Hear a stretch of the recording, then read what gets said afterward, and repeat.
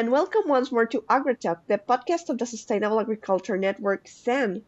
Today's episode takes us to a new region, the highland grasslands of the Kinangop Plateau in Kenya. To that end, we are joined by our member organization, Nature Kenya, Africa's oldest environmental society, which is working towards the broad mission of connecting nature and people to take action for biodiversity conservation. I am Irene Guzmán, and today I am with my colleague Jasson Muir. Hi, Jasson. Hello, Irene. Today we have a very interesting episode, not only because it's our first time talking to our network members in Kenya on this podcast, but also because we are talking about a different commodity, the value chain of wool. At SAN, we often talk about agriculture as a means of food production, but a large proportion of the products grown are also used for fiber production, in this case via intermediation of sheep and shepherds. And so it is very interesting to identify how there are similar threads in how these businesses impact sustainability. That's very true, and I hope our listeners learned a lot about other livelihoods and biomes today. The initiative Nature Kenya brings to our attention is called Sheep for Longclaw, and it is a project that combines a boost in local livelihoods with the protection of Sharpe's longclaw, an endangered bird who lives in the Kinangop Plateau. It has been developed by the Friends of Kinangop Plateau for Biodiversity Conservation with support from Nature Kenya. And without further ado, here are our guests for today. James Mutunga, Local Action Manager at Nature Kenya, which is the focal point on local community engagement. John Kimani, Extension Officer and Farmer of Friends of Kinangop Plateau. Margaret Nyambura, longtime spinner and one of the co-founders of the Njabini Wool Crafters, a local cooperative society established by Friends of Kinangop Plateau to enhance the sheep wool value chain. Martin Mwangi, local ecologist at the community of Kinangop, Nyandarua, and part of Friends of Kinangop Plateau. Welcome, everyone. Thank you. So, there are two things that we have never discussed in the AgriTalk podcast. One is Kenyan geography, and the other is wool production. So, today it's all new to our listeners, and we would like to start by the beginning and provide some context. So, first of all, Martin, can you tell us about the Kinangop Plateau grasslands? What kind of ecosystem are we talking about? So thank you very much, Irene and Jasson, for this. I would just want to be very, very quick and precise. Kenya has a very large diversity of habitats, and all of these host a very huge biodiversity, from the mountains to the oceans, from the top mountain, Mount Kenya, and to Indian Oceans, where we have we have a very huge range of wildlife and habitats. In the central part of Kenya, Kinangop grassland, it's a montane grassland, meaning it's a highland grassland. We're having a very high biodiversity or diversity of species in this grassland. Just to give a perspective is that we have this grassland being 77,000 hectares, and initially it was 77,000 hectares, but it has shrinked to less suitable grassland over time, and these grasslands are occupied by a community and a high intensive small scale agricultural community. So this has resulted to reduced suitable grasslands. And just to give a picture of what it is about conservation of the grasslands, then we are talking of the grasslands globally are the least represented in protected areas. And coming back to Kenya is that we have grasslands that are savanna grasslands, and we have montane grasslands. So savanna grasslands are well represented from the southern part of Kenya, but the montane grassland are not, or are very limited in representation in these protected areas. So when we talk of forests, we have 27% or so being protected, but only less than 5% of the grasslands are protected. So this is a serious gap in the conservation of these grasslands. So Kinangop grassland is part of the less represented. Coming back home, we are talking of a community that is converting these grasslands for various reasons. One, we are converting the grasslands for cultivation and cultural reasons.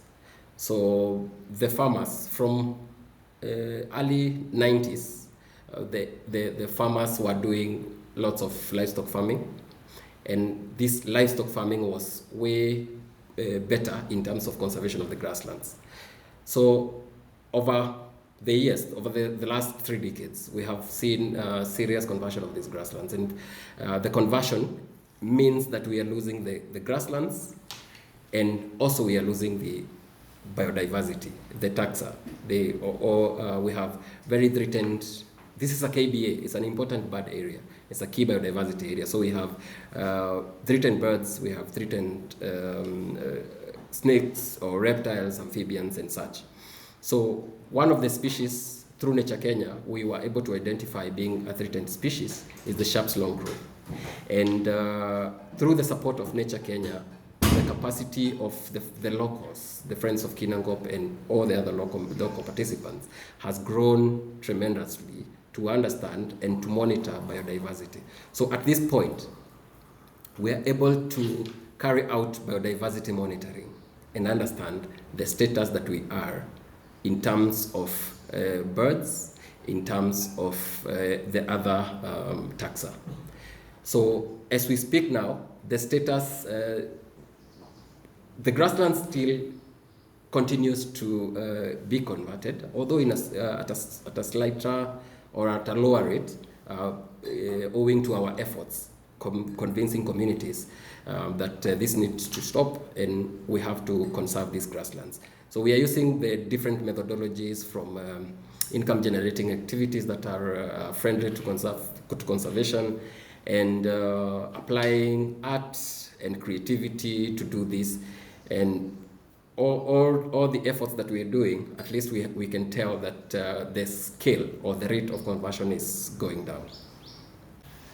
Excellent. So, Margaret, can we get a brief overview of the steps from a sheep to a piece of clothing? What are those basic steps to turn the raw wool into cloth? Okay, from sheep we have several steps like shearing, that's the first process. Then we go into grading or sorting from dirty to clean. Then we wash, carding, spinning, dyeing, where we use natural dyes. Then we do weaving or knitting. Yes, that's the process. How long does it take from the shearing to being ready for market? Like 2 weeks from shearing. Okay. But it depends with the weather. Right. And what are the most important qualities in the wool that you and your team need to produce the best product possible? The best important qualities is cleanliness of the wool, length, and presence of rannoring. Awesome. Thank you for the walkthrough. So, James, can you tell us about how Nature Kenya became involved with Friends of Kinangop Plateau for this project, and what made you realize that there was a problem with the wool value chain? Thank you, Jasson and Irene, for this opportunity for connecting the local community and this income generating activity and conservation initiative. First, I will answer this by giving a context, which may not sound like a straight answer. Nature Kenya is the East African Natural History Society, and its mission is connecting people with nature for harmonious living. And the engagement with Friends of Kinangop Plateau reflects in this mission. And Nature Kenya works in areas of global international biodiversity significance that are referred to as key biodiversity areas, all KBS, and Kinangop Plateau is one of these areas. And currently we have 68 of those in Kenya. And for the past 20 years, from 2004, Nature Kenya has been engaging with local community groups like the Friends of Kinangop Plateau to promote the monitoring of species and their habitats, to foster sustainability, and also to encourage sustainable living around key biodiversity areas. So that is the context within which Nature Kenya got into engagement with Friends of Kinangop Plateau. And just for the record, we have 30 community groups that we work with across 30 key biodiversity areas who are doing almost similar work as the Friends of Kinangop Plateau. What made you realize that there was a problem with the wool value chain in Kinangop Plateau? I wouldn't really link the quality of the wool with why we connected with Kinangop to cultivate the conservation of the landscape. What really catalyzed this kind of engagement, it is the value of sheep herding or rearing to conservation of one of an iconic endemic Kenyan bird species that Martin referred to as Sharpe's Longclaw. That is the main point of connection.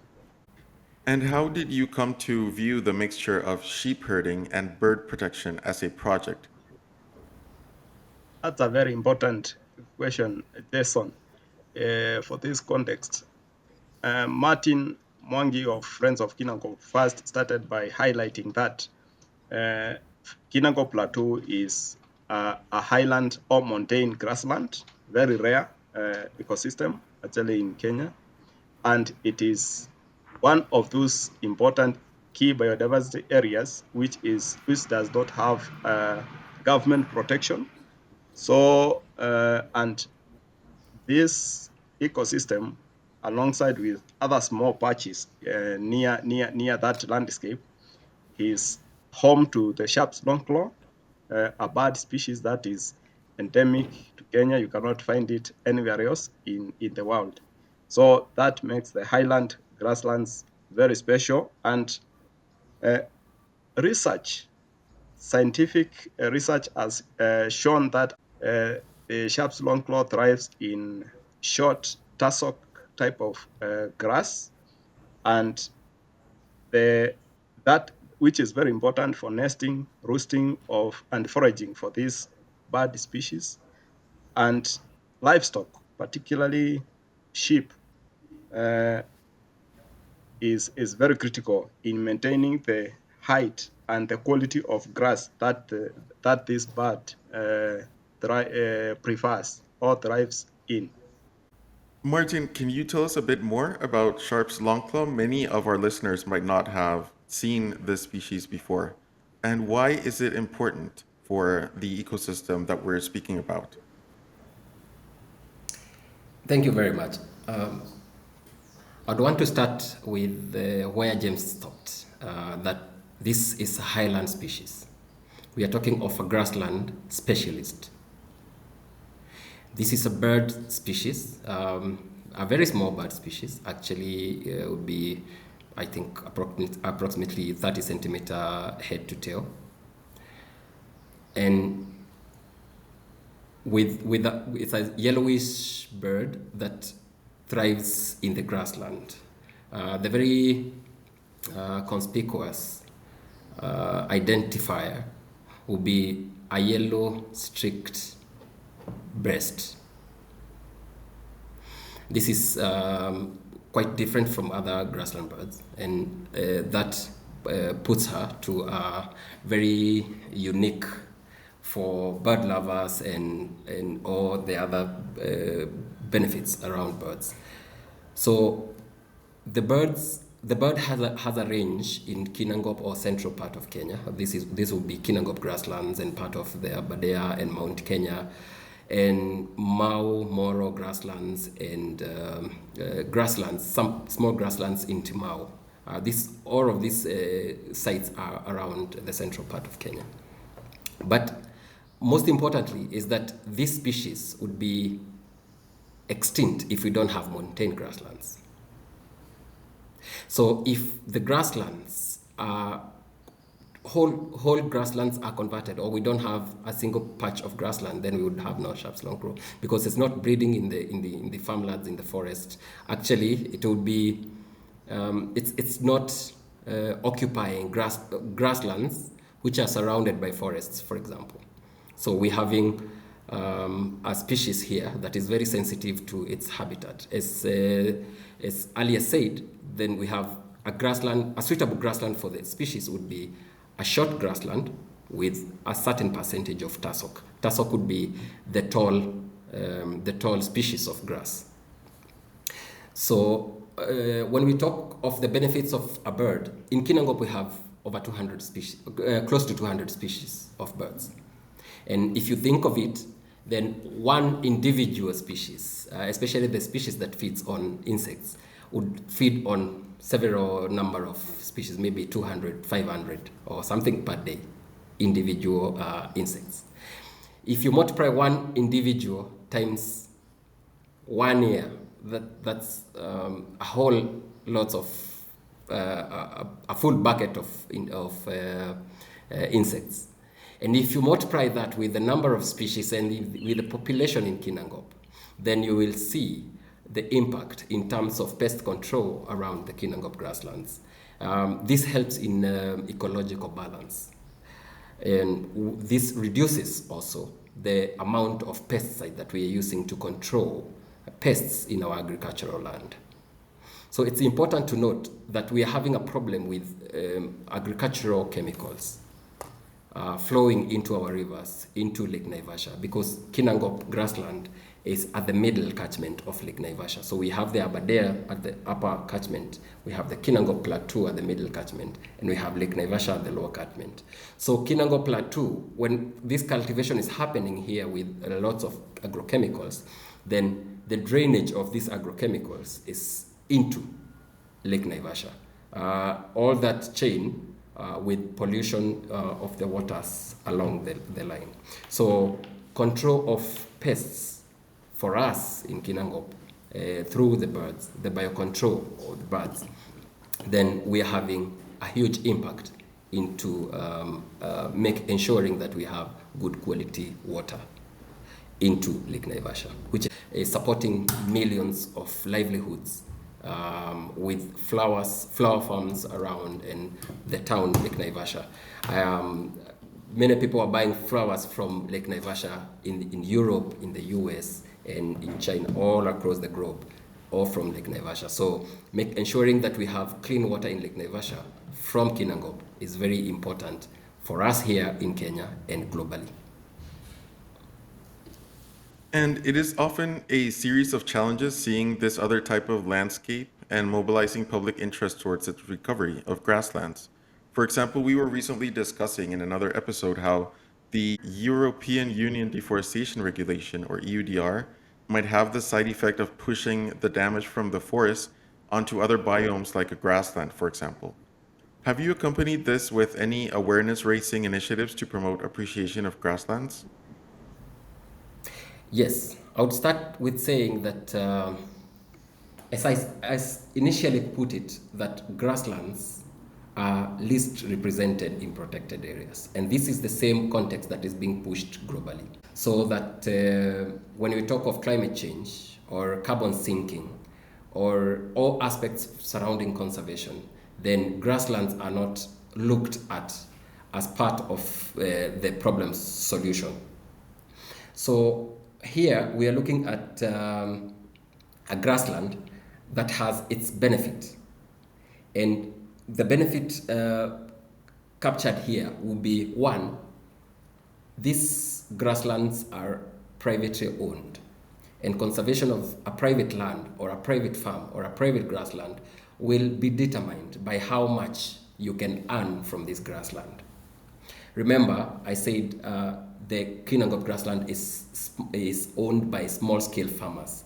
So a small income is very significant in terms of what decision that farmer makes. So if you have a small income from this farm, then you are likely to maintain that grassland.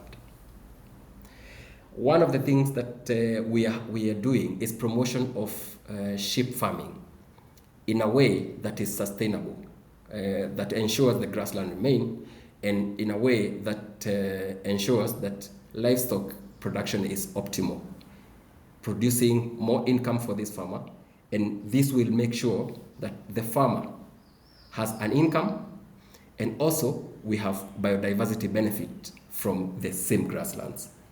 The second one is the ecological importance.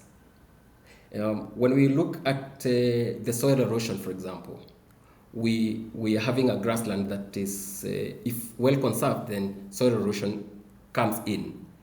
If well conserved, soil control is a big benefit to that.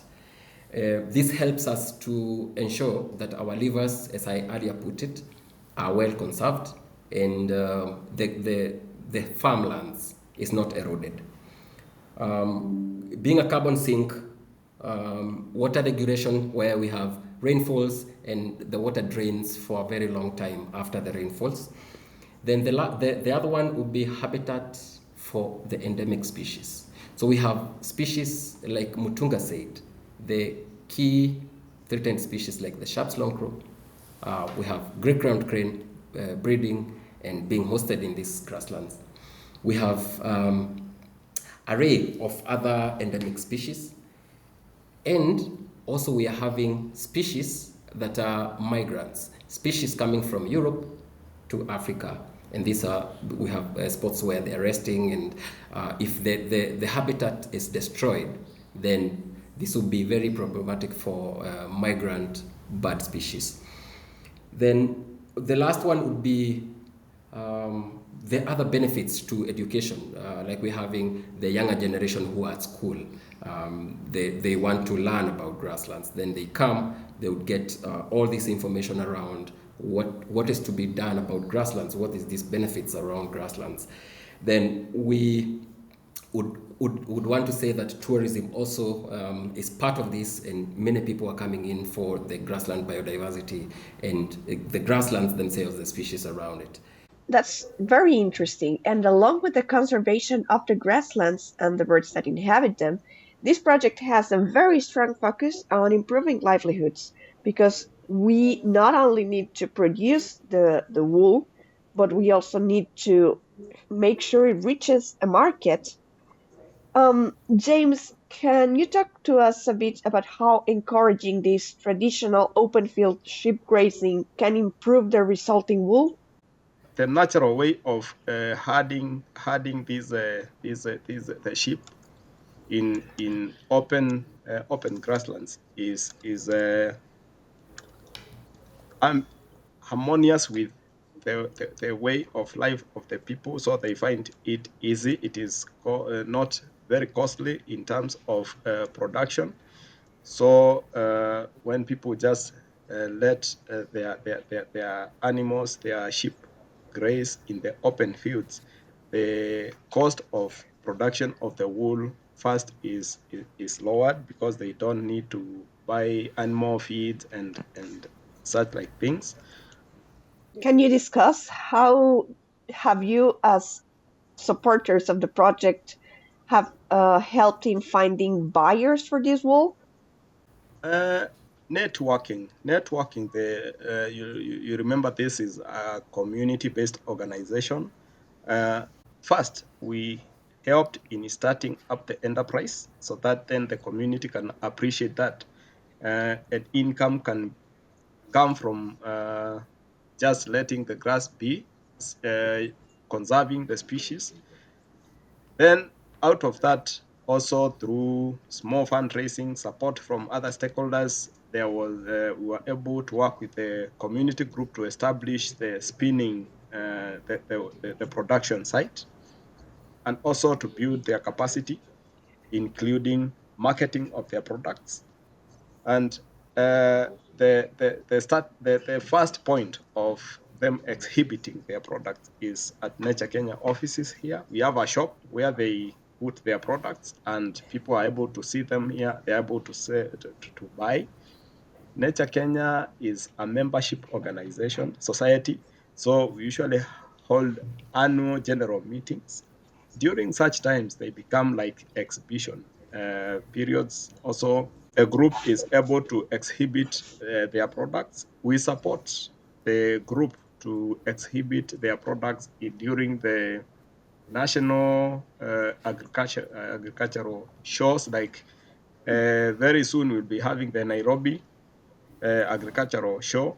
We support them to come and exhibit their products where they expose what they have to buyers, and also in platforms like this one we are having with you through the Sun network, where they have an opportunity to talk about what they are producing, and then you can be able to run with the word and spread to other potential buyers. That is just to mention a few of the efforts, but a lot remains in terms of promoting promoting their work, so that then the kind of symbiotic kind of arrangement of conserving the species and also herding sheep for income can be taken to a next level. Excellent. It's very interesting then that you look for a one-to-one relationship often in going directly to buyers, in making sure your partners in agricultural shows know about this other area in which you are supporting the communities. And this networking becomes very important in a tightly wound community like this one. Going back to the product itself, Margaret, do you find a difference in quality of the wool when you get it from sheep that have been traditionally grazing like these ones?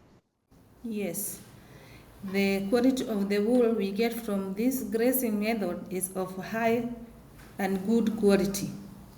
Also, open grazing allows sheep to get all required nutrients. Thus, the wool became a very easy to process, that is washing, carding, spinning, weaving, and knitting. Great. And we have not forgotten that we also have John Kimani with us, because of course it's all very interesting to say, but we need to also listen to how it works in implementation. So, John, how did you get involved in this process? Yes, being a farmer and also an extension officer, I usually work with the farmers, local farmers, and I joined the Friends of Kinangop as a farmer. John, how would you describe how farmers have received this project? Do you find that there is a general interest in joining this project to protect this bird species? Yes, many farmers appreciate the process and the project.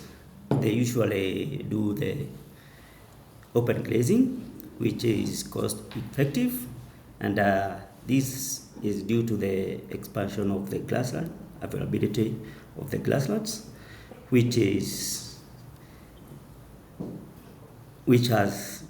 they practice the open grazing. And I also find that the farmers like the process because they don't need to buy feeds because they practice the open grazing, which they usually do the rotational grazing, and which allow the grass to recover and also to improve the pasture. Is the conversion for farmers hard or expensive if they are not yet using open grazing method yet? I find that the conversion is expensive because you need to buy the inputs, and crop farming also is labor intensive. For livestock farming, you find it's stable and the source of income is reliable. If there is a market for the wool, meat, or either milk. And that's why you find most of the farmers practice open grazing. and livestock farming. Yeah.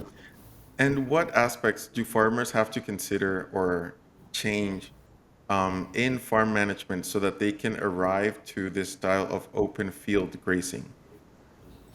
What changes do they have to implement? So they need to have uh, the grasslands, and they don't need to convert the lands, because by doing this, they will get more income from the livestock grazing. Yeah. Could you give words of encouragement for farmers who have not maybe taken this step as to what benefits they might find if they decide to switch to open field grazing?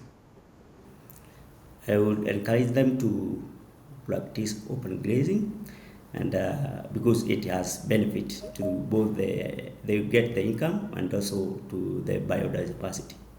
Excellent, John. Thank you very much for your words. On the Nature Kenya side, James, what is the current state of this project? How are you following up? The current state of this project is that much has been expounded by the community groups, the community members themselves, that there is ongoing activities, like they are still talking to farmers. They have farmers that they are engaging, and they are still doing the wool spinning. Of course, there is still a lot to be covered, especially to improve towards improving the quality of the products, so that then they can have good market reach. Nature Kenya is continuously fundraising to be able to stabilize the project, and also to encourage more farmers, to catalyze the acceptance of more farmers to practice, to get into this. Through fundraising, Nature and working with other stakeholders, Nature Kenya was able to work with Friends of Kinangop Plateau to purchase 4 areas that are dedicated for this type of use. We have 4 nature reserves in that landscape that are managed by are co-managed by Friends of Kinangop and Nature Kenya, so that the practice can be, we can see it becoming sustainable, and also those acting as demonstration sites for other people around to see that it can work. So I think that's the much I can say, other than in also adding that there is need for more partners to come in, so that we can have it sustainably being expanded or going on for benefit of the biodiversity, and also the farmers in Kinangop Plateau. Right, there's always room to grow more. Has it expanded to other communities yet? Do you expect it to expand? Uh, about expansion, like we started by mentioning, this is a unique habitat. The montane grasslands, they are not spread like the across many places like the way we have, and they cover little land actually, area in terms of acreage compared to other habitats like forests. So that said, uh, we it cannot be expanded to many other communities other than just the people that live within these areas that have montane grasslands. But we are continuously working with Friends of Kinangop Plateau to expand their membership, to be able to cover more members within the larger community. That is very key, so that then we can get more people embracing this. And like Martin mentioned, there is a kind of a continuum of how the ecosystem is built from the Aberdares forest to where they are in the grasslands. Then down we have Lake Naivasha. The adjacent landscape, we have the Mau Forest Complex, and also along within it, at the floor of the Mau Forest, there is also another suitable habitat of montane grassland. So we are pursuing engagements with communities from that landscape so that then we can see whether what is happening in Kinangop can be scaled up to that landscape so that we can implement the same concept for conservation, for benefits of the people, and this iconic endemic bird species called Sharpe's Longclaw. We are getting to the end of this edition of the podcast. Thank you so much to James, to John, to Margaret, and Martin for your participation and for all of your hard work. And thank you to Nature Kenya and Friends of Kinangop Plateau for bringing us this case study, which has been very interesting. It is always so exciting to learn about new commodities, new biomes, and new experiences from the SAN network. If you like what you heard today, follow us on Facebook, LinkedIn, and Spotify to be aware of new episode releases. We will continue to share great initiatives towards regenerative agriculture and the healthy planet. See you next time.